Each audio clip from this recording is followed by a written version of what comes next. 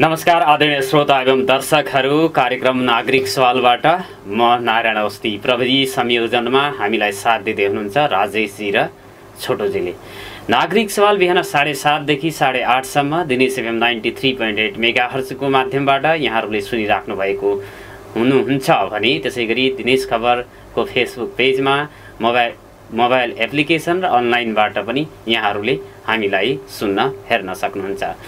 विविध विषयमा हामी विविध प्रसङ्गमा हामी बहस गर्छौँ नागरिक सवालमा, र आज बहस गर्नको लागि मैले स्टुडियोमै निम्त्याएको छु प्रदेश ट्राफिक प्रहरी प्रमुख प्रहरी उपरीक्षक एसपी वामदेव गौतम सरलाई, र उहाँसँग ट्राफिक प्रहरीको अभिलाषाहरू, ट्राफिक प्रहरीले ट्राफिक व्यवस्थापन गर्नको लागि, सडक दुर्घटना न्यूनीकरण गर्नको लागि र सडक सुरक्षा लगायतका ट्राफिक नियमसँग सम्बन्धित कुराहरूलाई नियमन गर्नको लागि के कस्ता योजना उहाँले बनाउनु भएको छ प्रदेशभरिका लागि भनेर आज हामीले कुराकानी गर्नेछौँ। किनभने उहाँ भर्खरै सरुवा भएर झन्डै 1 महिना पुगेको छ। उहाँ सुदूरपश्चिम प्रदेशमा आएको र यहाँको चाहिँ अवस्थाको पनि 1 महिनाको अवधिमा उहाँलाई जानकारी भएको हुन सक्छ, र कुनै पनि अफिसमा कुनै पनि कार्यालयमा नयाँ कार्यालय प्रमुख आइसकेपछि पुराना कुराहरूको पनि मूल्याङ्कन गर्ने र नयाँ योजनाहरू पनि लागू गर्ने गरिएको पनि हुन्छ। र प्रहरी सेवा अथवा प्रहरी भनेको राष्ट्रको अमन चयनका लागि अति आवश्यक सङ्गठन हो, र यसले चाहिँ अब विविध विषयहरूलाई व्यवस्थापन गर्दै आइराखेको छ। हामी आज विशेषतः ट्राफिक प्रहरीले सुदूरपश्चिम प्रदेशभरमा गर्न खोजिराखेको ट्राफिक व्यवस्थापनका उपायहरू, योजनाहरू के रहेका छन् भनेर उहाँसँग जानकारी माग्नेछौँ। स्वागत छ एसपी साहब नागरिक सवालमा। हस्, धन्यवाद। आराम हुनुहुन्छ? ठिक छु सर। सरलाई झन्डै 1 महिना भयो सुदूरपश्चिममा आएको? हो सर, 1 महिना प्लस भयो, केही दिन भयो, 1 महिना पुगेर। प्युठानबाट बर्दिया, त्यसपछि यहाँले चाहिँ सेवा प्रवेश गरेको पनि ठ्याक्कै 20 वर्ष हुन आँटेको रहेछ। हजुर, 20 वर्षकै फेरिमा छ। कस्तो छ सुदूरपश्चिम? केही कैलाली कञ्चनपुर त घुम्न भ्याउनु भएको होला? होइन, म दार्चुला, बैतडी, डडेलधुरा र डोटीसम्म घुमेँ। अब बाँकी बजार, अछाम र बाजुरा बाँकी छ। समग्रतामा हेर्दा सुदूरपश्चिमको भूगोल, यहाँको चाहिँ जनजीवन कस्तो भएन? जे जस्तो सुनेको छ सुन्दर सुदूरपश्चिम भनेको यो साँच्चैकै सुन्दर रहेछ। घुम्नुपर्ने अत्यन्त रमणीय प्राकृतिक सौन्दर्यता रहेको र विभिन्न शक्तिपीठहरू, देवी देवताको शक्तिपीठहरू रहेको र हाम्रो पौराणिक धर्मग्रन्थहरूमा उल्लेख भएका पीठहरू पनि रहेको र जनताको पनि त्यस आस्था चाहिँ प्रगाढ आस्था रहेको पाएँ। त्यो अत्यन्त राम्रो र खुसी लाग्यो मलाई। 20 वर्षे अनुभव प्रहरी निरीक्षकबाट सेवा प्रवेश गर्नुभएको रहेछ यहाँले 2057 सालमा। यो क्रममा एउटा प्रहरी अधिकृतको रूपमा अब देशका धेरै जसो जिल्लाहरूको चाहिँ क्षेत्रहरूको यहाँले चाहिँ अब सेवा गर्ने, त्यहाँको चाहिँ अनुभवहरू सँगाल्ने मौका पाउनु भएको छ। सुदूरपश्चिम पहिलो अनुभव हो? सुदूरपश्चिम पहिलो अनुभव हो। सुदूरपश्चिम चाहिँ अब पहिलाको क्षेत्रको विभाजनको हिसाबले मध्यपश्चिम अझै अवसर मिलेको छैन। पूर्व क्षेत्र, मध्य क्षेत्र भनौँ, 1 नम्बर प्रदेश, 2 नम्बर प्रदेश, 3 नम्बर प्रदेश, 4 नम्बर प्रदेश चाहिँ बस्यो, र सुदूरपश्चिम चाहिँ यो पहिलो अनुभव लिँदैछु।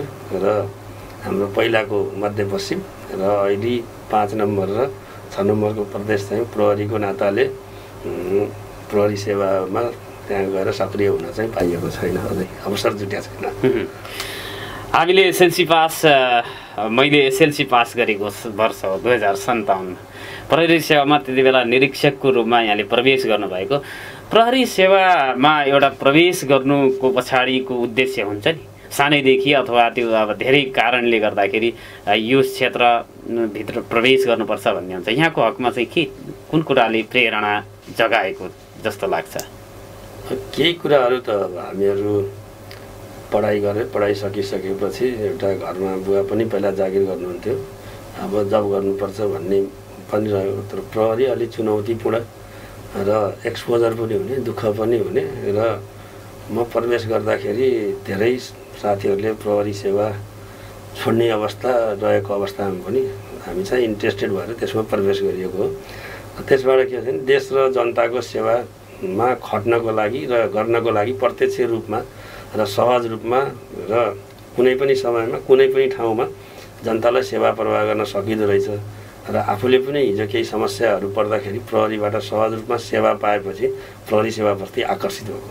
57मा त माओवादी द्वन्द्व लगभग चाहिँ त्यो मुलुकभरि नै फैलिसकेको अवस्था थियो। प्युठान अब तपाईँको पुर्ख्यौली थलो बर्दियामा पनि त्यति बेलासम्म प्रभाव विस्तार भइसकेको अवस्था थियो। घर परिवारबाट नगए हुन्थ्यो भन्ने किसिमको चाहिँ भएको थिएन। त्यो कुराहरू त अलिअलि भइहाल्छ। त्यो बेला चाहिँ घर परिवार आमा बुवा फ्यामिली के अरे भाइ बहिनीको माया ममता जोखिमपूर्ण काममा अथवा जोखिम मोल्न किन जाने भन्ने कुराहरू अलिक सामान्य रूपमा हुन्छ। त्यसलाई अब म्यानेज गरियो, व्यवस्थापन गरेर उहाँहरूलाई चित्त बुझाएर त्यसपछि प्रवेश गरियो। सन्तुष्ट हुनुहुन्छ अहिले? एकदम फुल्ली सन्तुष्ट छौँ। परिवार पनि सन्तुष्ट छौँ। एसपी साहब, अब हामी यहाँ चाहिँ सुदूरपश्चिम प्रदेश ट्राफिक प्रहरी प्रमुख भएर आउनुभएको छ। यसमा हामी हृदयदेखि यहाँको स्वागत गर्न चाहन्छौँ र सफल कार्यकालको कामना पनि गर्न चाहन्छौँ। र प्रदेशभित्र केही जिल्ला त यहाँले भ्रमण पनि गरिसक्नु भएको छ। यहाँको ट्राफिक व्यवस्थापनको चुनौती पनि यहाँले केही न केही अब पक्कै पनि त्यो त सुरुवाती दिनमै यहाँले बुझिसकेपछि योजनाहरू त्यसपछि आउँछ। यहाँको चाहिँ अवस्था, ट्राफिक व्यवस्थापनको अवस्था, अन्य सडकको चाहिँ अवस्थाहरू, त्यसपछि यहाँको चाहिँ चालकहरूले अथवा सवारी साधन प्रयोग गर्नेहरूले चाहिँ कुन हिसाबले प्रयोग गरिराखेको, सडक नियमहरूको पालना भइराखेको नभएको यावत कुराहरू, सडक सुरक्षासँग जोडिएका कुराहरू सन्तोषजनक पाउनु भएको छ अथवा कस्तो पाउनु भएको छ यहाँको मूल्याङ्कन? अब ट्राफिक व्यवस्थापनको हिसाबमा सडक प्रयोग गर्ने सिलसिलामा गाडी यात्रु अथवा जो जति सडकमा हिँड्नुहुन्छ उहाँहरूबाट सडकको व्यवस्थापन अथवा आफ्नो व्यवस्थित प्रयोगको विषयमा चाहिँ त्यति सन्तोषजनक चाहिँ छैन। यसले गर्दा दुर्घटनाको जोखिमहरू आइरहेको छ र अलिकति हाम्रो सडकको बनावटहरू पनि पहाडी बाटो छ, पहाडी भूगोल, अलिक टर्निङहरू भएको र हाम्रो गाडीहरू पनि लामो दूरी दार्चुलाबाट काठमाडौँसम्मका बसको यात्राहरू पनि तय गरिएको छ। अब अलिकति चालक सहचालक परिचालकहरू दुईजना बसे तापनि प्रेसरको पनि कुराहरू आउने रहेछ।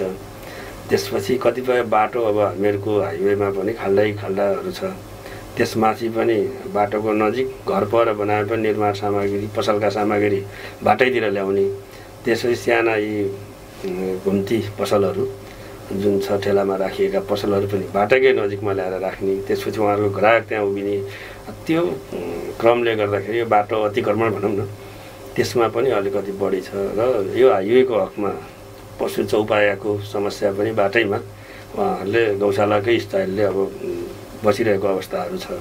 त्यसलाई व्यवस्थापन गर्नको लागि पनि अर्को चुनौतीहरू छ र रोडको सङ्ख्याभन्दा बढी मात्रामा हाइवेमा त चल्ने नै भयो। अब नगर एरिया सहर एरियामा जुन ई रिक्सा अटोहरूका कुरा छ, यहाँको आवश्यकता कति हो, कति जनताको फ्लो हुन्छ, कतिले त्यसलाई प्रयोग गर्नुभन्दा पनि उसले किन्यो मैले पनि किन्छु, सस्तो ब्याज र किस्तामा पायो भने प्रशस्त मात्रामा इभन यही धनगढीको नगरपालिकाभित्र चल्ने पनि झन्डै 4000 को प्लस ई रिक्साहरूको सङ्ख्यामा छ। त्यसको आवश्यकता हो कि होइन, त्यसलाई राख्ने ठाउँ कहाँ हो, त्यसको पार्किङ एरिया कहाँ हो, गुड्ने ठाउँ पनि कुन कुन थोक्नुपर्ने, यी कुराहरू यावत कुराहरू देखिएका छन्। त्यसलाई बिस्तारै यो पनि अब उपमहानगरपालिका हो, सुदूरपश्चिम प्रदेशको प्रदेश राजधानी भएको ठाउँ हो र मान्छेको अझ बढ्दो जुन फ्लो पब्लिकको पनि हुन्छ, सवारी चापको पनि फ्लो हुन्छ। अब बाटोहरू पनि अहिले 6 लेनको बन्दैछ, त्यसै गरी अन्यत्र एरियामा पनि अलिकति विस्तार गर्नुपर्ने र व्यवस्थित गर्नुपर्ने जरुरी छ। र ट्राफिक मात्रै पनि हाम्रो म्यान पावर जुन नेपाल सरकारले तोकेको दरबन्दी छ यो प्रदेशमा न्यून छ, त्यसमा पनि हाम्रो प्रदेश प्रहरी प्रमुख ज्यूबाट यसलाई आवश्यकता मध्यनजर गरेर करिब 50 जना चाहिँ थप पाइरहेका छौँ, जुन हाम्रो दरबन्दीभन्दा 50 जना थप पाइसकेका छौँ र त्यसलाई राखेर पनि व्यवस्थित गरिएको छ। तर अहिले पनि मान्छे रोडमा बसेर मात्रै सिट्ठी फुकेर ओरेर परेर गर्दा ट्राफिक व्यवस्थापन अलिकति कठिन भयो हुनाले मैले हाम्रो सुदूरपश्चिम प्रदेश ट्राफिक प्रहरी कार्यालयको अभिलाषा प्रविधि मैत्री ट्राफिक व्यवस्थापनमा स्थानीय तहको सहभागिता भन्ने एउटा स्लोगनै बनाएर यसलाई स्थानीय तह जुन नेपालको अहिले सङ्घीय सिस्टममा 3 तहका सरकार छन्, सङ्घीय सरकार, प्रदेश सरकार र स्थानीय तह। हरेक स्थानीय तहले पनि आफ्नो अधिकार, आफ्नो गाडीहरू व्यवस्थापन गर्ने, कुन कुन गाडीलाई चलाउन त्यो ठाउँमा दिने भन्ने अधिकार पनि छ। अब त्यसलाई पार्किङको व्यवस्थाहरू भयो। अब जस्तो ट्राफिक लाइट अब सहर उन्मुख भइसक्यो होइन, त्यहाँ चाहिँ सबै ठाउँमा ट्राफिक भन्दा पनि क्रसहरू, चोकहरूमा चाहिँ लाइटहरू राख्नुपर्ने कुराहरू र त्यहाँ कार्यरत ट्राफिक प्रहरीलाई पनि वेल इक्विप्ड प्रविधि मैत्री बनाइदिनु पर्यो भन्ने हाम्रो अपेक्षा छ। उहाँहरूसँग एक चरण भेटेर कुराकानी पनि भएको छ र विशेष गरी प्रदेश सरकारमा माननीय मुख्यमन्त्रीज्यू, माननीय मन्त्रीज्यूहरूसित पनि मैले एउटा कार्ययोजना प्रदेशभरिको बनाएर हामीलाई यो चिजहरू आवश्यक छ, यो ठाउँमा राख्न पाएपछि सवारी दुर्घटना न्यूनीकरण हुन्छ, योबाट हुने धनजनको क्षतिलाई चाहिँ कमी गर्न सकिन्छ भन्ने हिसाबले एकचोटि राखेँ। उहाँहरू अत्यन्तै पोजिटिभ हुनुहुन्छ। विविध प्रक्रिया भयो भनेपछि त्यसलाई हामी कम्प्लिट गर्छौँ यो कुराहरू कर्मिक रूपमा भन्ने कुरामा हामीलाई आश्वस्त पार्नु भएको छ। हामीलाई अपेक्षा छ चाँडै नै त्यो कुराहरू गरिदिनु हुनेछ र हामीले सेवा प्रवाह गर्न अलिक चुस्त दुरुस्त तरिकाले सक्नेछौँ र सुदूरपश्चिम प्रदेशको ट्राफिक पनि व्यवस्थित र सहरको सौन्दर्यता पनि आउनेछ भन्ने कुरामा हामी अपेक्षा राखेका छौँ। एसपी साहब, यो कार्ययोजना यहाँले चाहिँ त्यो डकुमेन्ट बोकेर नै ल्याउनु भएको छ, त्यसमा चाहिँ गर्न खोजेका, सम्पादन गर्न खोजेका योजनाहरू, कामहरू के रहेका छन् र सम्पादन भइसकेका चाहिँ कामहरू के रहेका छन्, ती चाहिँ प्रकाश पार्दै आभारी। विशेष गरी अहिले त हामीहरूले, मैले अघि पनि भने यहाँलाई, हाम्रो सुदूरपश्चिम प्रदेश ट्राफिक प्रहरी कार्यालयको अभिलाषा प्रविधि मैत्री ट्राफिक व्यवस्थापनमा स्थानीय तहको सहभागिता। अब हामी त जागिर खानको लागि तलब रासन मात्रै हाम्रो कार्यालयमा निकास गरेर आउँछ, हामीसँग व्यवस्थापन गर्ने, विकास निर्माण गर्ने अन्य खर्चहरू आउँदैन। त्यस कारणले स्थानीय तहबाट जस्तो धनगढी, महेन्द्रनगर जस्ता ठुला सहरहरू, अत्तरिया जस्ता सहरहरूमा ट्राफिक लाइट व्यवस्थापन कुराहरू भए र अन्यत्र ठाउँमा जुन म्याजिक लाइटका कुराहरू छन्, स्पिड कन्ट्रोल गर्नको लागि रडार स्पिड गनहरू अहिले मात्रै आज एउटा आएको छ, हामी सिकाउँदैछौँ। प्रहरी प्रधान कार्यालयले प्रदेश प्रहरी कार्यालय मार्फत आज आइपुग्छ हाम्रोमा। दिउँसोदेखि ट्रेनिङ सञ्चालन गरेको छ, इन्जिनियर साहबहरू आउनुभएको छ। लिडार स्पिड गन भनेर आएको छ, त्यो लिडार स्पिड गनलाई पनि भोलिदेखि हामीहरू प्रयोग गराउँछौँ। त्यसले चाहिँ स्पिड चाहिँ 1200 मिटर परको गाडी स्टेट उसमा छ भने कति स्पिडमा आइरहेको छ भन्ने कुरा त्यसले जानकारी दिन्छ र 60 मिटरको रेन्जभित्र चाहिँ त्यसको फोटो, गाडी नम्बर, कति पर आवर कति स्पिडमा दौडेको छ र समय कति छ र त्यो लोकेसन पनि त्यसमा प्रिन्टेड निक्लिने सिस्टम छ। त्यो विथ इभिडेन्सियल भ्यालु सहितको हुन्छ। तोकिएको मापदण्ड अथवा नेपाल सरकारले तोकेको जुन नर्म्स छ त्योभन्दा बढी उहाँहरूको स्पिड रहेछ भने उहाँहरूलाई चाहिँ त्यसले दुर्घटना निम्त्याउँछ। त्यसले गर्दाखेरि उहाँहरूलाई त्यसमा रोकेर तपाईँले यो गल्ती गर्नुभएको छ, तपाईँलाई फाइन हुन्छ, आइन्दा गर्नुभयो भने, पटक पटक दोहोऱ्याउनु भयो भने माथिल्लो लेभलको फाइन अथवा यातायात व्यवस्था कार्यालयसम्म पनि हामीहरू पठाउँछौँ भन्ने हिसाबले गर्नलाई सजिलो हुन्छ। र दोस्रो कुरा, अस्ति आइसकेपछि पनि धनगढीमा पनि एउटा सिआरबीलाई गोब्रो क्यामेरा लिएर ड्युटीमा राख्नुभएको छ। त्यसले गर्दाखेरि जुन कुराहरू ट्राफिकले मसँग नराम्रो व्यवहार गर्यो, मलाई हेर्दा जा भन्यो, अपशब्द बोल्यो भन्ने कुरा छ, त्यो ट्राफिक र नागरिक सेवाग्राही, हाम्रा सेवाग्राही भनेको सडक प्रयोगकर्ता नै हुनुहुन्छ र हाम्रो कार्यालय भनेको मोरलले सडकै हो। त्यस कारणले सडकमै बसेर सडक प्रयोगकर्तासँग काम गर्नु पर्यो भनेर विभिन्न किसिमका जुन आक्षेपहरू आउने हुन्छ र नागरिकबाट पनि पहिला आवेशमा अथवा कुनै गल्तीहरू भएको छन् तर पछिबाट चाहिँ यो होइन भन्ने जुन प्रवृत्ति छ त्यसलाई पनि त्यो क्यामेराले छातीमा ट्राफिक प्रहरीको त्यो चेस्टमा हुन्छ फिट गरेको देखिन्छ सबैलाई। त्यो क्यामेरासँग वाच गरिरहेको हुन्छ, त्यो पनि हामीले प्रयोगमा ल्याएको छौँ। त्यसलाई पर्याप्त मात्रामा छैन, त्यसलाई ल्याउने प्रयासमा छौँ। जस्तो यी उपकरणहरूको सन्दर्भमा प्रयोग गर्नको लागि तपाईँहरूलाई सहयोग प्रदेश सरकार, स्थानीय तहको सरकारहरूले गर्यो भने अझ तपाईँहरूलाई ट्राफिक व्यवस्थापन गर्न सजिलो हुन्थ्यो। यो कुरा चाहिँ हाम्रो प्रदेश सरकारसँग त यहाँले चाहिँ माननीय मुख्यमन्त्रीजी, मन्त्रीजीहरूसँग हामीले भनिसकेका छौँ भन्ने कुरा छ। अब स्थानीय तह जस्तो धनगढी महानगरपालिका, गोदावरी नगरपालिका, भीमदत्त नगरपालिका, अब चाहिँ यो जस्तो कम्तीमा यो सदरमुकाम स्थित भएका स्थानीय तहहरूसँग पहिलो चरणमा यो कुराहरू लागू गर्न त्यहाँको चाहिँ ट्राफिक प्रहरीलाई वेल इक्विप्ड बनाउनुको लागि योजना प्रस्तुत गरिसक्नु भएको छ कि अब गर्नुहुन्छ? होइन, गरिसक्यो। यो प्रदेशभरिको कार्ययोजना बनाइयो। त्यसपछि हामीहरूले धनगढीको हकमा कैलालीको धनगढीको कैलाली जिल्ला ट्राफिक प्रहरी कार्यालयले हाम्रो मेयर साहबसँग उपमहानगरपालिकाका मेयर साहबज्यू कहाँ लगेर प्रस्तुत गरिएको छ। उहाँले पनि आवश्यक गरेर हामी सहयोग गर्छौँ भन्नुभएको छ। कञ्चनपुरको हकमा पनि कञ्चनपुरको इन्सपेक्टर साहब लगेर त्यहाँको आवश्यकता अनुसारका के छन् ती कुराहरू पेश गरेको छ। गोदावरीको हकमा मैले नै मेयर साहबसँग कुरा गरेँ, उहाँले हामी छिटै गराउँछौँ। अतरिया चोकलाई राम्रो गराउनु पऱ्यो। सुदूरपश्चिम प्रदेशमा भ्यालीभन्दा बाहिर अहिले ट्राफिक लाइटहरू कहीँ छैन। त्यो ठुलो पैदल यात्रुहरूलाई समेत देखिने गरी पेडिस्ट्रियन लाइट स्टेटको एउटा ट्राफिक लाइट जडान गर्नु पऱ्यो। यो राजधानी पनि हो र यसको एउटा छुट्टै किसिमको पहिचान गराउनुपर्छ भन्ने कुरामा जाँदाखेरि सहरको सौन्दर्यता पनि बढ्छ र हामीलाई ट्राफिक व्यवस्थापन गर्न पनि सजिलो हुन्छ भने उहाँ अत्यन्तै पोजिटिभमा कुरा गर्नुभएको छ। त्यसको लागत अलिक बढी बढा हुनाले प्रदेश र नगरपालिका समन्वय गरेर भयो भने हामी गराउँछौँ भन्ने आश्वासन दिनुभएको छ। त्यसलाई केही टाइम लाग्ला। तिनी कुराहरू चाहिँ उहाँहरूसँग हाम्रो फ्रिक्वेन्टली कुरा भएको छ र अन्य नगरपालिकाहरू जस्तो हाइवेमा हुनुहुन्छ उहाँ मेयर साहबहरूले पनि अस्ति गौरीगङ्गाको मेयर साहबले एउटा चौमालामा ट्राफिकलाई बिट बनाएर हस्तान्तरण गर्नुभयो। साँचो हामीले त्यहाँबाट बसेर सेवा प्रवाह गरिरहेका छौँ।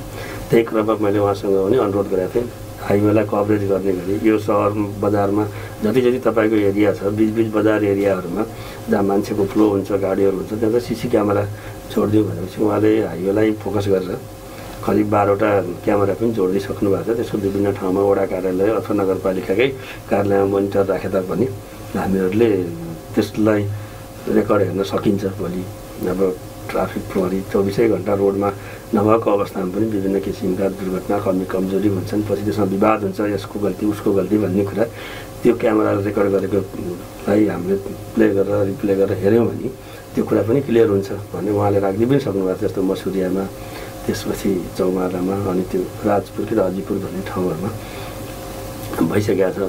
अन्यत्र पनि जस्तो लम्की चुवा नगरपालिकामा पनि राखिदिन्छु भन्नुभएको छ। अनि सुखडको हकमा पनि कुरा भइरहेछ।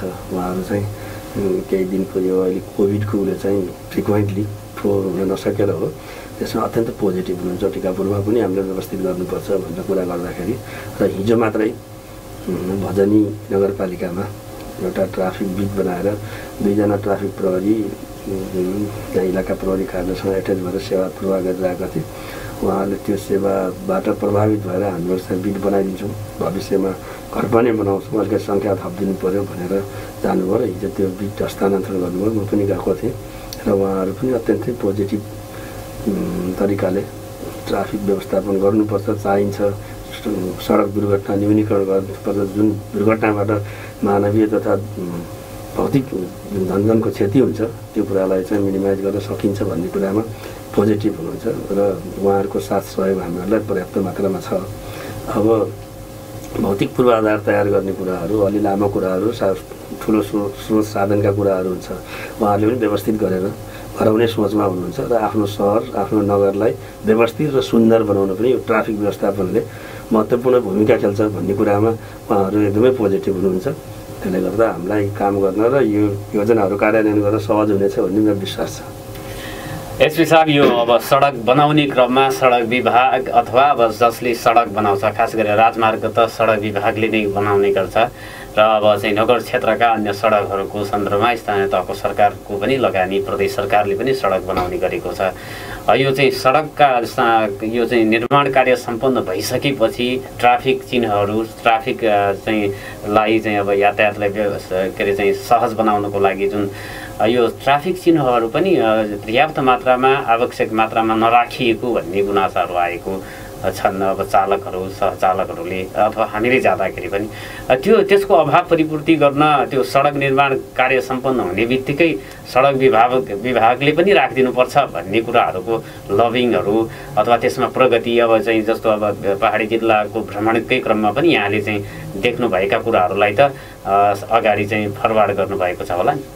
हामीले राखिसकेका छौँ। यहाँको डिभिजन सडक कार्यालय प्रमुखज्यूसँग कुरा गरेर त्यसमा चाहिँ रोड मार्किङका कुराहरू भयो, जुन लेनहरू बिचमा मेरो लेन कुन हो भन्ने कुरा भयो, साइडमा कहाँसम्म जाने भन्ने कुरा भयो, त्यसपछि जेब्रा क्रसिङका कुराहरू भयो विभिन्न ठाउँमा, ती कुराहरू छन् भने अलिकति पहाडी बाटो जुन टर्निङ छ त्यसमा चाहिँ रोड मिरर जुन छ कन्भेक्स मिररहरू यताबाट आएको र यताबाट आएको दुवै गाडीहरू देखिन सक्ने नदेखेको कारणले गर्दाखेरि पनि एकै ठाउँमा जाँदाखेरि गाडी बचाउने क्रममा लामो दुर्घटना हुनसक्छ भन्ने कुराहरूलाई लाइट राखिदिनुको लागि पनि अनुरोध गरेका छौँ र त्यो कुरा प्रदेश सरकारमा पनि नौै जिल्लाको यो ठाउँमा यो आवश्यकता देखिएको छ यसलाई राखिदिनु पऱ्यो भनेर अनुरोध हामी दिएका छौँ मान्य भौतिक योजना मन्त्रीज्यू त्यसपछि मुख्यमन्त्रीज्यू कार्यालयमा पनि पेश गरेका छौँ भनेपछि सडक डिभिजन कार्यालयमा पनि हामीले अनुरोध गरेर एक कपी पठाएर उहाँसँग इन्फर्मल्ली कुराकानी गरेर पनि यसलाई व्यवस्थित गर्ने प्रयासमा चाहिँ हामी छौँ। उहाँले पनि अब यो विभिन्न टेन्डर प्रक्रिया के को प्रक्रिया पुरा भयो भने हामी पनि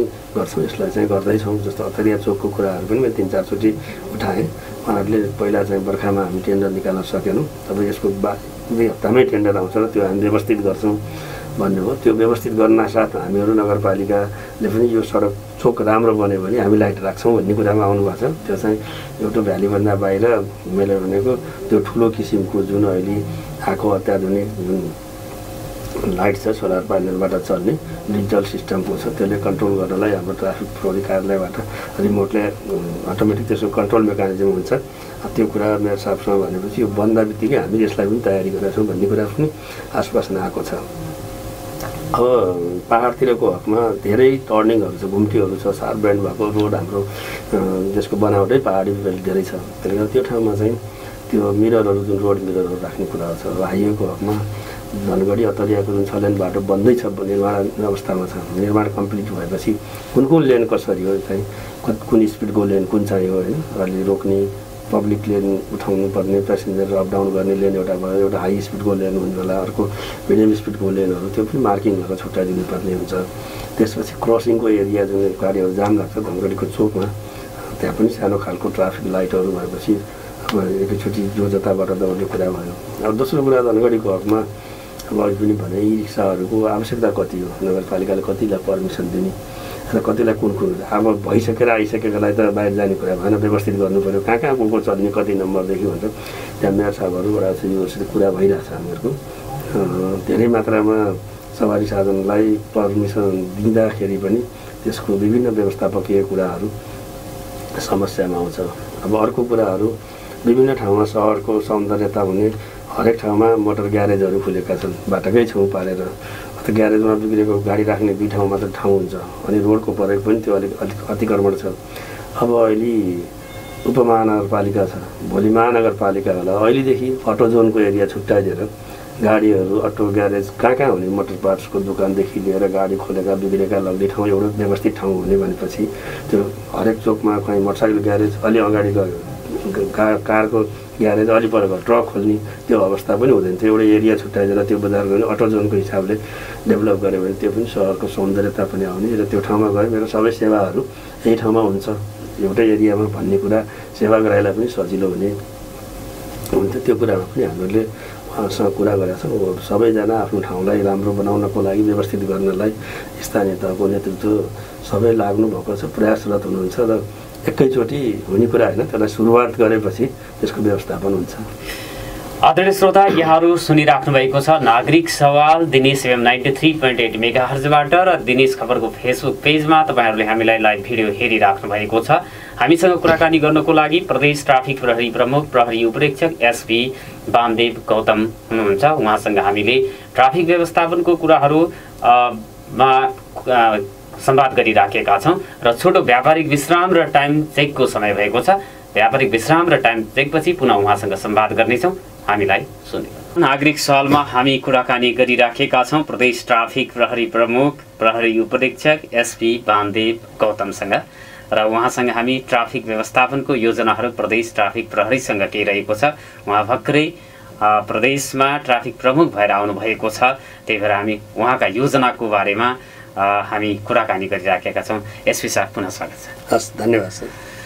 सर, अब यो दसैँ तिहार अब आइसक्यो भनौँ, यो अवस्थामा हाम्रो चाहिँ नागरिकहरूको आवत जावत बढ्ने गर्छ। यद्यपि यस वर्ष अलिकति त्यो चाहिँ देखिएको छैन कोरोनाको कारणले गर्दाखेरि, र यो चाहिँ व्यवस्थित तरिकाले गन्तव्यमा यात्रुहरू पुगुन्, बीच बाटोमा दुर्घटना नहोस्, सुरक्षित तरिकाले आवागमन होस् भन्नका लागि ट्राफिक प्रहरीले यो दसैँ तिहार मात्रै होइन त्यसपछिका दिनहरूमा पनि यो व्यवस्थित यातायात सुरक्षित यातायात चाहिँ होस् भन्नको लागि अघि सारेको योजनाहरू के रहेका छन्? हामीहरूले यो प्रदेशमा यो चाडपर्व लक्षित र चाडपर्वको सँगसँगै यो कोभिड पनि लक्षित गरेर जुन अहिलेको सेवा प्रवाह गर्नुपर्ने छ र यात्रुहरूलाई सहज रूपमा आफ्नो गन्तव्यसम्म आवागमन गर्न सहज होस् भन्ने हेतुले 18 स्थानमा यात्रु सहायता कक्ष भनेर राखेका छौँ। त्यसमा ट्राफिक प्रहरी प्लस नेपाल प्रहरी सिभिल पुलिस पनि सँगसँगै हुन्छ र कोही कसैलाई त्यहाँ समस्या सम्पर्क गर्न सक्नुहुन्छ। त्यसको नजिक भएका मान्छेहरूले कसैले टिकट पाउनु भएन, कसैले बढी पैसा लियो, कसैले चाहिँ टिकट काट्यो, सिटमा बस्ने बेला अर्को मान्छेले अर्को टिकट काटेर बसिरहेको छ, त्यस्ता समस्याहरू आयो भने त्यो ठाउँमा सम्पर्क गर्न सक्नुहुनेछ। र यदि त्योभन्दा टाढा हुनुहुन्छ, केही समस्या पर्यो भने नेपाल सरकारले निःशुल्क व्यवस्था गरेको प्रहरी जुन सेवा लिनको लागि 100मा फोन गर्न सक्नुहुन्छ अथवा ट्राफिक प्रहरीको सेवा 103मा फोन गर्नुभयो भने तत्त ठाउँहरूमा हामी सेवा प्रवाह गर्ने, उहाँको समस्याहरू के छ त्यसको निराकरण गर्ने र व्यवस्थित गरेर उहाँहरूलाई सुरक्षित तपाईँहरूले आवागमन गर्नमा सहजीकरण गर्ने र सहयोग गर्नेछौँ भनेर तपाईँको यो लोकप्रिय एफएम मार्फत आम नागरिकमा अनुरोध गर्न चाहन्छु। र हामीहरूले यो विषयमा कैलालीको हकमा 5 ठाउँमा राखेका छौँ। जो विदेशबाट आउनुहुन्छ त्रिनगर नाकामा एउटा नागरिक सहायता कक्ष, यात्रु सहायता कक्ष भनेर राखिएको छ र टिकापुरमा राखिएको छ। त्यसपछि अतरियामा छ, सुखड र लम्की अनि धनगढी बस पार्कमा राखेका छौँ। र अन्यत्र पनि कुनै किसिमको सेवा चाहियो भनेपछि फोन गरेर अथवा नजिकमा रहेको ट्राफिक प्रहरी अथवा नेपाल प्रहरीसँग हामीहरू एटेचै हुन्छ, त्यहाँ चाहिँ समन्वय गर्न सम्पर्क भयो भनेपछि उहाँहरूको समस्या के हो समाधान गरिन्छ। कञ्चनपुरको हकमा हामीहरूले गड्डा चौकी, महेन्द्रनगरको बस पार्क र कोल्हापुरमा राखेका छौँ। र पहाडको हकमा जहाँ जहाँ पोइन्टहरू बस पार्क एरियामा राखेका छौँ। र डोटीको हकमा 2 ठाउँमा छ हामीहरूको बुडर र माथि सिलगढी बस पार्कमा, र अछामको हकमा साँफे र मङ्गलसेनमा राखेर सबै ठाउँमा गरेर टोटल 18 ठाउँमा हामीहरूले यात्रु सहायता कक्ष। त्यसमा चाहिँ मान्छेको फ्लो रहुन्जेल बिहान 6 देखि बेलुकी 8 बजेसम्म, पहाडको हकमा 5 बजे 3 बजे पछाडि गाडी त्यति फ्लो नहुने कारणले साँझ 6 बजेसम्मको लागि ट्राफिक प्रहरी र नेपाल प्रहरी रहने गरी व्यवस्था मिलाएका छौँ। भनेपछि यता तराईको हकमा चाहिँ कोही 10 बजे 12 बजे अथवा कुनै ठाउँको हकमा चाहिँ 24 घण्टा सञ्चालन हुने गरी तिनीहरू राखिएको छ।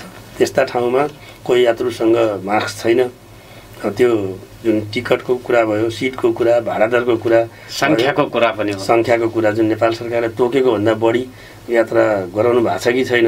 अब कोही कोही कुराहरूमा यातायात व्यवसायी र यातायात मजदुरले आफ्नो फाइदाको लागि बढी यात्रा गराउनु भयो भन्ने आउँछ भने कोही कोही यात्रुहरूले पनि फेरि जोर जबरजस्ती गरेर यात्रा गर्नुहुन्छ। मजदुरहरूको अथवा अन्य यात्रुहरूको पनि समस्या कुराहरू हुन्छ। ती कुराहरू पनि छ कि छैन भनेर यातायात मजदुर अथवा यातायात कर्मीहरूलाई पनि सहजीकरण गर्ने, उहाँहरूलाई पनि सुरक्षित तरिकाले आफ्नो सेवा प्रवाह गर्नको लागि कतैबाट अवरोध नहोस् भन्ने हेतुले पनि त्यो कामहरू गरिन्छ।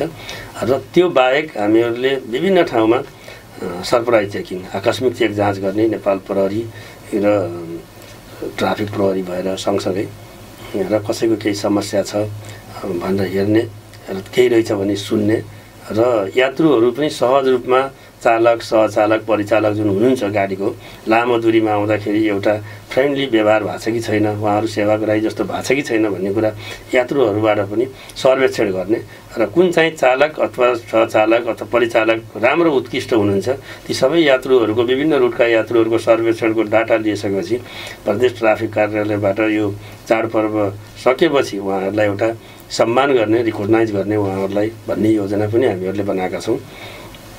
र दोस्रो कुरा, अब कतिपय उसमा चाहिँ मादक पदार्थ सेवन गरेर सवारी साधन चलाउनाले पनि दुर्घटना हुने सम्भावना हुन्छ। त्यसले गर्दा मादक पदार्थलाई चेक जाँच गर्नको लागि अलिक कडाइका साथ लगेको छ। पहिला जुन ब्रेथलाइजर लगाएर फुक्ने थियो, यो कोभिडको कारणले त्यो कुरालाई नभए तापनि अन्य माध्यमहरूबाट उहाँसँग अन्तर्क्रिया लिने, उहाँसँग सोधपुछ गर्ने, अलिकति दूरी राखेर उहाँसँग कुराकानी गरेर ती कुराहरू रहेछ।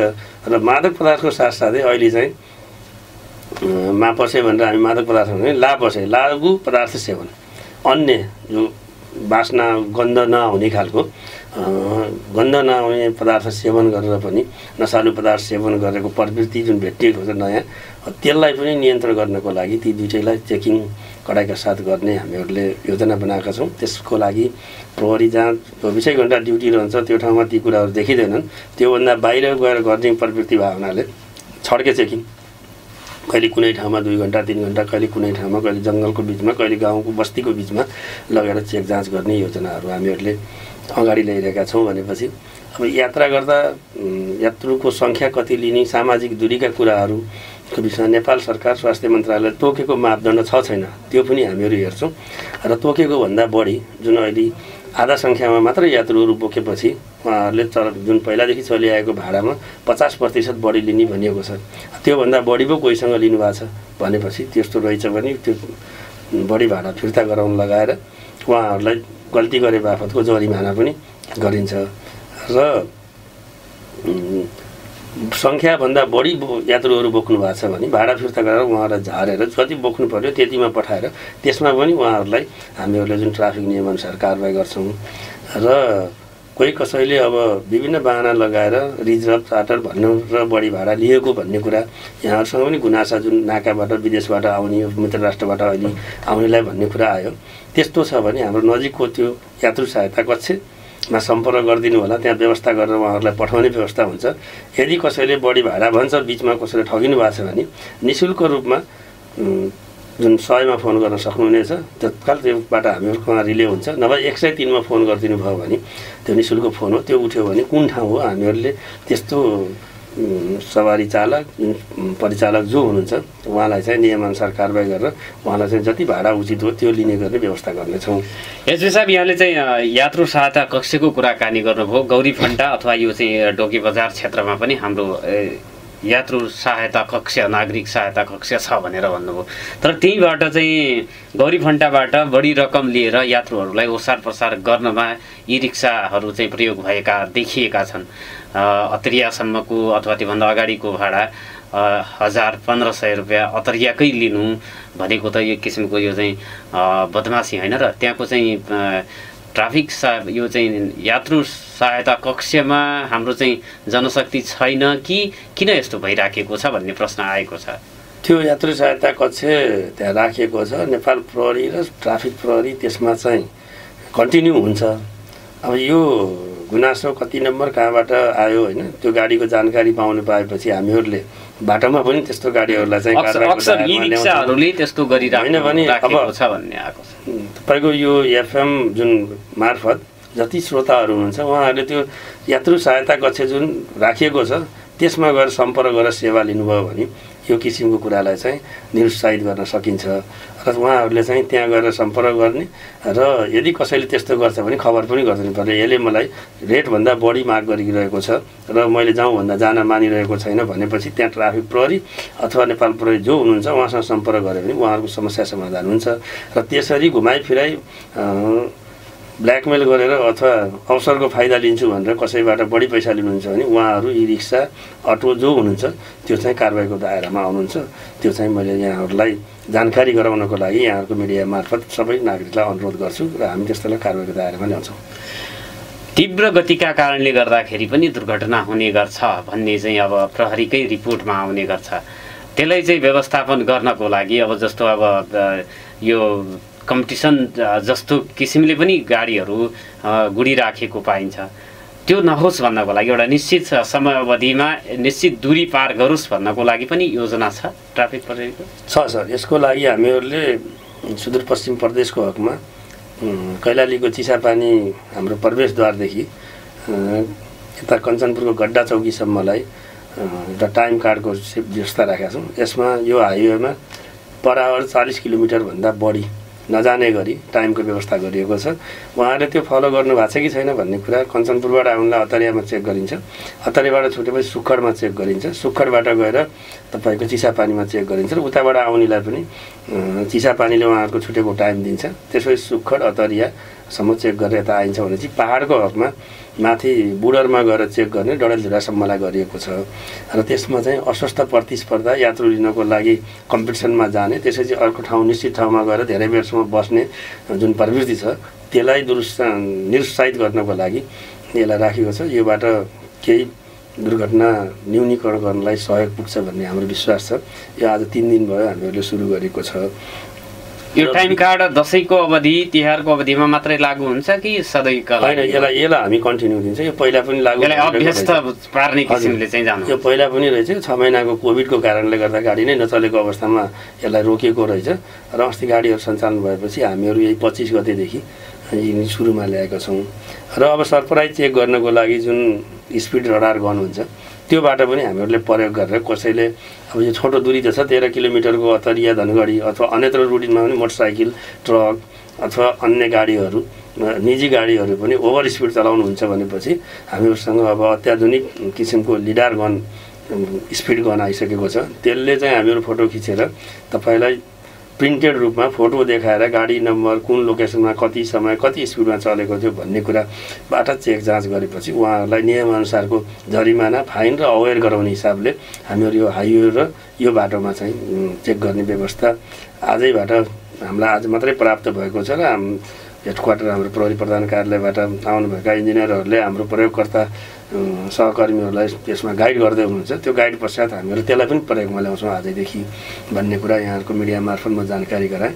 त्यसले गर्दा तीव्र गति जीवनको क्षति भन्ने जुन विभिन्न स्लोगनहरू बनाए पनि तीव्र गतिमा सवारी साधन चलाउनु त्यति उपयुक्त हुँदैन। सार्वजनिक सवारी साधन र निजी मोटरसाइकलकै हकमा पनि तीव्र गति चाहिँ नियन्त्रण गर्नको लागि त्यो जुन चाहिँ यहाँले चाहिँ लिडार गन भन्नुभयो, हजुर, त्यसको प्रयोगमा ल्याउँदै हुनुहुन्छ त्यसलाई? त्यसको प्रयोगमा आउँदैछ सर। र यो कुरा हजुर जानकारी गराएँ। कुनै यात्रु महानुभावहरूसँग मास्क छैन अभाव पर्यो भनेपछि हाम्रा यात्रु सहायता कक्षमा सम्पर्क गर्नुभयो भने मास्कको व्यवस्थाहरू अब हात धुन पानी साबुनको व्यवस्था राखिएको छ। टाइममा हात धुनुपर्छ साबुन पानीले भन्ने कुरा जुन छ अहिलेको कोभिडको हकमा त्यसबाट सेवा लिनको लागि पनि म अनुरोध गर्छु। मास्कहरू सेनिटाइजर र साबुन पानीहरू हामीलाई स्थानीय तहले उपलब्ध गराउनु भएको छ यात्रु नागरिकहरूको लागि वितरण गर्नको लागि। र त्यो कुरा पनि मैले आम यात्रु र यातायात मजदुर साथीहरू जो हुनुहुन्छ उहाँहरू कहिले नहुन सक्छ, कुनै बेला छुट्न सक्छ, त्यहाँबाट पनि सेवा लिन सक्नुहुन्छ भनेर जानकारी गराउन चाहन्छु। र अहिलेको जुन कोभिडको जुन महामारी छ विश्वव्यापी रूपमा भएको र हाम्रो देशमा पनि अब महामारीकै रूपमा आइसकेको छ। अब यसलाईबाट आफू बच्ने, आफ्नो परिवारलाई बचाउने, सिङ्गो समाजलाई चाहिँ सुरक्षित राख्नको लागि सबैले आफ्नो जुन स्वास्थ्य प्रोटोकलहरू छ त्यसलाई अपनाउनको लागि अनुरोध गर्छु। साथै यातायात व्यवसाय साथीहरूले पनि क्षणिक लाभको लागि स्वास्थ्य जस्तो जोखिम कुराहरूलाई रिस्क नल्याइकन यसरी बढी यात्रु बोक्ने सामाजिक दूरी जुन भित्र बस्दाखेरि पनि विभिन्न फ्यामिलीको छ भने दूरी कायम राख्नु पर्यो। ठिक छ, एउटै फ्यामिली घरबाट आउनु भएको छ भने 2 जना नजिकै सिटमा बस्दा भयो। अरू चाहिँ अलिकति सामाजिक दूरी कायम राखेर बसाउनको लागि अनुरोध गर्छु। सबै सुरक्षित रह्यौँ र बाँच्यौँ भने कमाउने दिन फेरि पनि आउँछ भन्न चाहन्छु। साथै दोस्रो कुरा, कहीँ कतै प्रहरीको आँखा ट्राफिक प्रहरी छैन भनेर झुन्डाएर यातायात गर्ने, छतमा राख्ने, तोकिएको भन्दा बढी बोक्ने अवस्थामा फेला परेपछि र सूचना आएको खण्डमा चाहिँ हामी त्यो ठाउँमा गएर कारबाही गर्दाखेरि उहाँहरूलाई पनि त्यो आर्थिक रूपमा दण्डित हुनुपर्ने र यो अत्यन्त संवेदनशील अवस्थामा सरकारले तोकेका मापदण्ड उल्लङ्घन गरेको अवस्थामा मिनिमम जुन सचेत गराउने हिसाबको कारबाही भन्दा यातायात व्यवस्था कार्यालयमै पठाएर म्याक्सिमम कारबाही के छ त्योतिर पनि हामीहरू जानेछौँ भन्ने कुरा उहाँहरूलाई पनि जानकारी रहोस् भनेर मैले यहाँ मार्फत जानकारी गराउन चाहन्छु। एसपी साहब, यो हतरियादेखि गौरी फन्टा के अरे यो चाहिँ मोहना पुलसम्मको 6 लेनमा निकै नै समस्या छ। निर्माण कार्य अझै सम्पन्न भइसकेको छैन। तर त्यहाँ चाहिँ अब जस्तो यो आयल निगम अगाडि ट्याङ्करहरूको लस्करै हुन्छ जसले गर्दाखेरि त्यो अब सडक प्रयोग गर्न यातायातका सवारी साधनहरू चलाउने, साइकलमा हिँड्ने, पैदल यात्री सबैलाई चाहिँ गाह्रो भइराखेको छ र दुर्घटनाको एकदम उच्च जोखिममा त्यो क्षेत्र छ। यसका साथसाथै अब यो चाहिँ सडक क्षेत्रको अब जहाँ पायो त्यहाँनिर ट्रकहरू अथवा सवारी साधनहरू चाहिँ राख्ने कुराहरू, निर्माण सामग्रीहरू थुप्र्याउने कुराहरू, अब छाडा चौबाएको समस्या त छँदैछ। यी कुराहरू व्यवस्थापन गर्न कहीँ चाहिँ यो जस्तो आयल निगम र त्यसपछि व्यवसाय ट्याङ्कर व्यवसायहरूले व्यवस्थापन गर्ने हो त्यो चाहिँ उनीहरूको दायित्वभित्र हो र त्यो गराउनको लागि तपाईँहरूको पनि उदासीनता छ कि ट्राफिक प्रहरीले नै मन नगरेर उहाँहरू चाहिँ त्यहाँ चाहिँ राज गरिराखेको पो हो कि भन्ने प्रश्नहरू छ। यसमा चाहिँ के छ, उहाँहरूले के भनिराख्नु भएको छ तपाईँहरूलाई? यसको हकमा म हाजिर भएकै दिन म धनगढीमा प्रदेश प्रहरी कार्यालय आउन लागेँ। त्यो ट्याङ्करको अव्यवस्थित देखेपछि त्यही दिनै मैले हाम्रो तत्कालीन अवस्थामा कार्यरत इन्स्टिच्युट साहबसँग यसलाई हटाउनुपर्छ भन्ने कुरा भयो र त्यही भएर अलिअलि पानीको र बर्खा थियो, हिलो थियो। अनि मैले ट्याङ्कर व्यवसायी सरहरूसँग पनि कुरा भयो र आइएलएमका प्रमुखज्यूसँग पनि कुरा हुँदाखेरि उहाँहरूले जग्गा हामी लिजमा लिइसकेका छौँ, एउटा कलबोटमा अलिकति हिलो भएर बनाउनलाई टाइम लागेको भनेर भन्नुभयो। करिब 1 महिनाको पिरियड भयो। मलाई लाग्छ अबको 2 दिनभित्रमा ती ट्याङ्करहरू चाहिँ त्यहाँबाट व्यवस्थित हुनेछन्, उहाँहरूले लिएको ठाउँमा जानेछन् भन्ने चाहिँ हामीहरूको तयारी छ।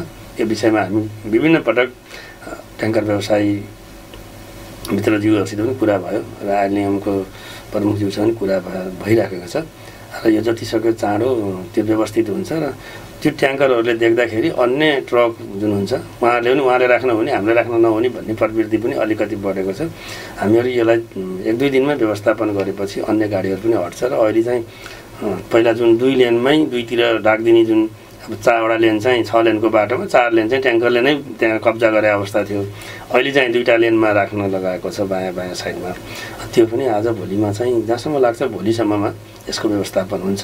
त्यसपछि अन्य त्यो जुन एउटा त दुर्घटनाको जोखिम पनि छ, एउटा सहरको सौन्दर्यता पनि बिचै बाटामा गाडीहरू पार्किङ गरेको, त्यो पनि जहाँ बनिसकेको ठाउँमा 6 लेनको बाटो छ, त्यहाँ चाहिँ बाटाभरि गाडी राखेको जस्तो पार्किङ यार्ड जस्तो देखियो।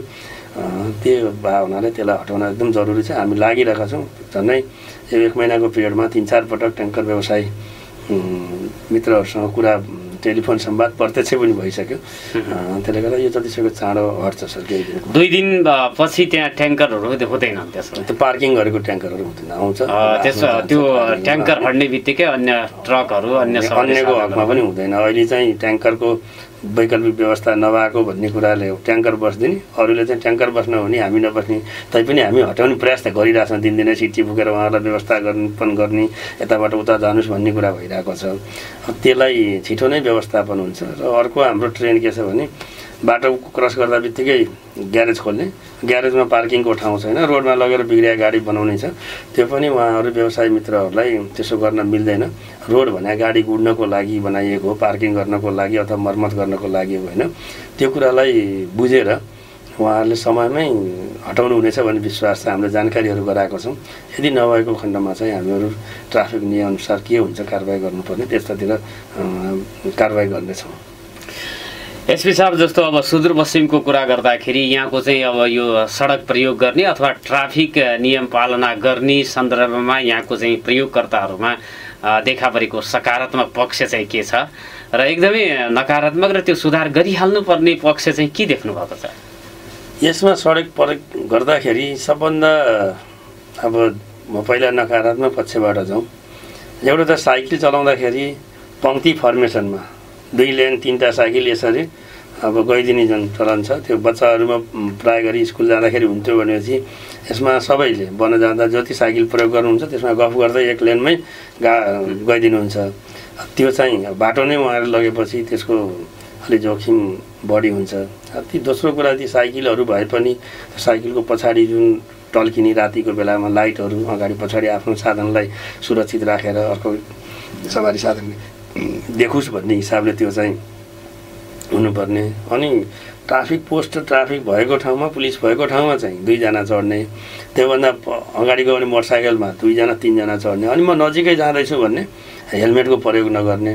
त्यो कति बेला कहाँनिर दुर्घटना हुन्छ भन्ने पूर्व जानकारी भए त दुर्घटनै हुँदैन थियो। त्यस कारणले गर्दाखेरि हर हमेसा आफू सुरक्षित हुनु पर्यो। आफ्नो लागि सुरक्षित राख्नलाई जुन सुरक्षा उपकरण छन् त्यो चाहिँ अपनाउनको लागि अनुरोध गर्छु। कम उमेरमा पनि अब जस्तो सवारी साधनहरू मोटरसाइकलहरू यो चाहिँ लाइसेन्स नलिइकन पनि चलाउने प्रवृत्ति छ। यो भित्री रोडहरूमा त अझ लाइसेन्स नलिइकन चलाउने प्रवृत्ति भित्र ग्रामीण बेल्टमा अझ बढिरहेछ। यो चाहिँ किशोरीहरूले बढी प्रयोग गर्ने सुक्ता हुन्छ। सहरी हाइवेको बेल्टमा त अलिक ट्राफिक अथवा प्रहरीको एक्सेस भएको ठाउँमा चाहिँ त्यो अलिक कम छ। तर भित्रभित्र प्रहरीको एक्सेसभन्दा बाहिर त्यो किसिमको प्रवृत्ति छ। त्यसलाई चाहिँ अभिभावकहरूले नै त्यसलाई चाहिँ भोलि दुर्घटना भइहाल्यो भनेपछि त्यस्तो क्षति घाइते दुनियाँ कुरा हुन्छ। त्यसलाई बच्नको लागि समयमै अलिकति उमेर म्याच्योर नभए मान्छेलाई गाडीहरू चलाउन दिने एउटा जुन सरकारले तोकेको मापदण्ड विभिन्न अध्ययन गरेर इन्टरनेसनल मापदण्ड तोकेको हुन्छ, त्यो कुरा समय नआउँदै त्यो गराउनु चाहिँ राम्रो हुँदैन। त्यसलाई अभिभावकले पनि आफ्ना बालबच्चाहरूलाई अलिकति सम्झाउनु पऱ्यो, कन्ट्रोल गर्नु पऱ्यो। स्कुलको हकमा शिक्षकहरूले पनि लिनु पऱ्यो। अब अहिले त स्कुलहरू सञ्चालनमा छैनन्, आयो भनेपछि स्कुलमा पनि ट्राफिक चेतनामूलक क्लासहरू मागेर हामीहरू आफै पनि गएर पढाउने हामीहरूको प्लानमा छ। तर अहिलेको अवस्थाले अलिकति मिलिरहेको छैन। र स्कुलको बाहेक स्कुल त एउटा बच्चाहरूले जाने भने घरमा गएर अभिभावकलाई पनि जानकारी दिन्छन् भन्ने हिजोले हो। आम नागरिकले पनि आफ्नो सुरक्षालाई अपनाउनु पर्यो। अब हिँड्दाखेरि हेलमेट भयो, अटोमा चढ्दाखेरि पनि 3 जनाको सिट हुन्छ, अहिले तोकेको अब त्यसमा आधा भनेर भनेको छ। ई रिक्सामा पनि कोचाकोच गरेर बसेको पाइन्छ कतिपय ठाउँहरूमा ग्रामीण बेल्टतिर। त्यसरी जाँदाखेरि अहिलेको सङ्क्रमण मात्रै होइन, त्यसको क्षमताभन्दा बढी यात्रा गर्दाखेरि जोखिम आउँछ, पल्टिन सक्छ, दुर्घटना हुनसक्छ। त्यो कुराहरूलाई यात्रु महानुभावहरूले पनि अलिकति त्यसलाई संवेदनशील भइदिनको लागि अनुरोध गर्छु। र कतिपय कुराहरू चाहिँ पोजिटिभ कुराहरू यो गर्न हुँदैन, यसो नगर्नुहोस् भनेपछि किन नगर्ने भन्ने प्रवृत्ति चाहिँ छैन। यहाँको नागरिकहरूले गल्ती भइहाल्यो, ठिक छ, अब गर्दैन, तपाईँ झर्नुहोस् भनेपछि झरेर जाने चाहिँ त्यो सहज रूपमा छ। त्यो चाहिँ एकदम पोजिटिभ कुराहरू पनि, किनकि रियलाइज गर्ने र बुझेको कुराहरू छ। जस्तै पार्किङका कुराहरू पनि हामीले अनुरोध गऱ्यौँ, उहाँहरूले होइन यो विकल्प नभएर हो, हाम्रो समस्या हो, हामीले यसको विकल्प खोजेका छौँ, बनाउँदैछौँ, हामी तुरुन्तै जान्छौँ भन्नुभयो। उहाँहरू द्रुत गतिमा बनाइ पनि रहनु भएको छ, आजभोलि यहाँ कम्प्लिट हुन्छ। त्यो कुराहरू एकदम सबैले सहकार्य गरेर जाउँ र यो प्रहरीले मात्रै एक्लै गर्ने, ट्राफिकले मात्रै एक्लै गर्ने हो भन्ने भन्दा पनि हामी आम नागरिकले हाम्रो लागि गरेको हो, हामीले साथ दिनुपर्छ भन्ने एकदम पोजिटिभ, अत्यन्त पोजिटिभ धारणा दार्चुलादेखि अब के अरे त्रिनगर गौरीकुण्ड नाकासम्म पनि सबैको त्यो पायौँ। त्यो चाहिँ एकदम राम्रो छ। र अब नजिकिँदै आएको चाडपर्वलाई एक त स्वास्थ्य जोखिम छ अहिले कोभिडको कारणले, तडक भडक भिडभाड नगरिकन चाडपर्वको नाममा अब अनावश्यक घुमफिर गर्ने, अनावश्यक रूपमा यात्रा गर्ने अनि क्षमताभन्दा बढी मान्छेहरू बोक्ने, प्रयोजन विपरीत जस्तो ट्र्याक्टरको काम कृषि प्रयोजनको लागि अथवा ढुवानीको लागि हो भने त्यसमा यात्रु बोक्ने, ट्रकभरि मान्छे बोकेर हिँड्ने, होइन, त्यो किसिमको प्रवृत्ति चाहिँ नगरौँ। सबैले कहीँ मेला पर्व अहिलेको अवस्थालाई मध्यनजर राखेर र प्रयोजन विपरीत अब ट्रकले मान्छे बोक्ने अनि यात्रुवाहक जिपले बसले हुटभरि सामान बोकेर हिँड्ने खाली छ भन्दैमा त्यो काम चाहिँ नगर्नको लागि पनि अनुरोध गर्छु। त्यस्तो भएको खण्डमा हामीहरू कारबाही गर्न बाध्य हुनेछौँ। साथै चाडपर्वको बेला विदेशबाट, स्वदेशबाट, बाहिरबाट धन पैसा कमाएर ल्याएर आफ्नो घरमा परिवारको लागि ल्याइएको हुन्छ, त्यसलाई सुरक्षित रूपमा ब्याङ्किङ प्रणालीबाट प्रयोग गर्नुहोस्। यदि छैन भने पनि सुरक्षित तरिकाले यात्रा गरौँ, सुरक्षित तरिकाले लिएर आउनको लागि पनि हिँड्नको लागि अनुरोध गर्छौँ। यदि कतै केही शङ्का लाग्छ, केही अप्ठ्यारो फिल हुन्छ भनेपछि नजिकको प्रहरी कार्यालय 100 नम्बरमा डायल गरिदिने अथवा ट्राफिक प्रहरी जो देख्नुहुन्छ त्यो ठाउँमा लिने। र जुवा तास जस्ता कुराहरू र मादक पदार्थ सेवन गर्ने, ठुलो भिडभाड गर्ने, यी कुराहरू नगर्नको लागि पनि आम नागरिकमा म अनुरोध गर्छु। यसले चाहिँ समस्या समाजमा चाहिँ विकृति मौल्याउने मात्रै हुन्छ र आफूलाई पनि हानि हुन्छ। त्यसले गर्दा सभ्य तरिकाले चाडपर्व मनाउँ। र अहिलेको अवस्थाले के माग गरेको छ, हामी घरका परिवार मात्रै बसेर मनाउने कि बाहिर पनि जाने, सबैतिर रमाइलो गर्ने अहिलेको अवस्था छैन भने घर परिवारको मात्रै बसेर रमाइलो गरेर अब छोटो मिठो भन्छ थोरैमा पनि रमाउनको लागि र चाडपर्व मनाउनको लागि पनि अनुरोध गर्छु। किनकि एसपी साहब, हामी कार्यक्रमको अन्तमा पुगेका छौँ। हाम्रो 3 मिनट मात्रै बाँकी रहेको छ र हामीले गरेको कुराकानीको आधारमा एउटा चाहिँ यो सहरी क्षेत्रको ट्राफिकलाई व्यवस्थापन गर्नको लागि अब स्थानीय तहको सरकारले आफ्नो नगर क्षेत्रभित्र कति यो चाहिँ सवारी साधनहरू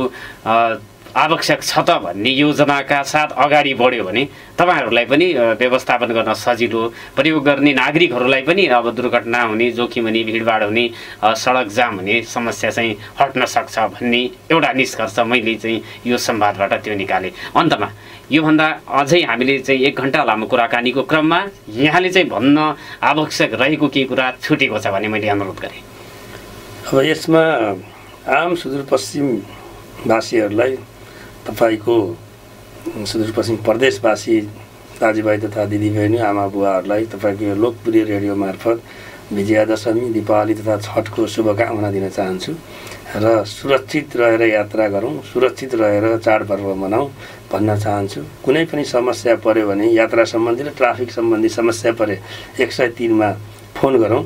कुनै अन्य शान्ति सुरक्षा सम्बन्धी कुरा पर्यो 100 मा फोन गरौँ र दुवै कामको लागि दुवै नम्बरमा युज गरेर हामीहरूको प्रहरी सेवा ल्याउँ। यो निःशुल्क सेवा हो, कहीँ कतै त्यसमा खर्च लाग्दैन र तपाईँको एक कलमा पैसा लाग्दैन फोनमा पनि भन्ने अनुरोध गर्न चाहन्छु। र कुनै समयमा तपाईँले जानकारी गराउँदा प्रहरी पुगेन, प्रहरीको सेवामा कतै तपाईँलाई समस्या पर्यो र प्रहरी सेवा प्राप्त भएन र कतैबाट तपाईँको अपेक्षाकृत काम जुन नियम सङ्गतका कामहरू भएनन् भन्ने कुरा लाग्यो भनेपछि हाम्रो प्रदेश ट्राफिक प्रहरी कार्यालय ट्राफिकको हकमा प्रदेश प्रहरी कार्यालयमा पनि तपाईँहरूले सम्पर्क गर्न सक्नुहुनेछ। कुनै गुनासो छ प्रहरी सेवा सम्बन्धी भनेपछि हामीहरू त्यसमा चाहिँ जनतालाई सेवा प्रवाह गर्नको लागि चाडपर्व बाढी पहिरो हुरी झरी भनेर हामी बस्ने होइन, प्रहरी हौँ। हर प्रहर हामी खटेका हुन्छौँ र कहीँ ढिलासुस्ती भयो, कहीँ गुनासो भयो भने ट्राफिकको हकमा ट्राफिक प्रहरी प्रदेश ट्राफिक प्रहरी कार्यालय अथवा हाम्रो प्रदेश प्रहरी कार्यालयमा पनि यहाँहरूले गुनासोहरू राख्न सक्नुहुनेछ। र ट्राफिक नियमको पालना गरौँ र नेपाल सरकारले तोकेका मापदण्डहरू पालना गरौँ र सुरक्षित यात्रा गरौँ र सुरक्षित तपाईँहरूले व्यवस्थित तरिकाले हाम्रा चाडपर्वहरू मनाउँ र हामी पनि रमाउँ र फ्यामिलीलाई पनि रमाउँ र कुनै किसिमको क्षति र दुर्घटना अथवा धनजनको क्षति नगरिकन चाडपर्व मनाउन सकियोस् भन्ने शुभकामना दिन्छु। नमस्कार। समयको लागि हार्दिक धन्यवाद। यहाँलाई पनि धेरै धेरै धन्यवाद। आदरणीय श्रोता, उहाँ हुनुहुन्थ्यो हामीसँग कुराकानी गर्नको लागि स्टुडियोमै हामीले निम्त्याएका थियौँ प्रदेश ट्राफिक प्रहरी प्रमुख प्रहरी उपरीक्षक एसबी वामदेव गौतम। उहाँलाई धन्यवाद दिँदै र हाम्रो कार्यक्रमलाई तपाईँहरूले पनि सुन्नु भएकोमा धन्यवाद दिँदै प्रविधि संयोजनमा साथ दिनुहुने राजेशजी र छोटजीलाई पनि धन्यवाद दिँदै बिदा माग्छु। नमस्कार, शुभ दिन।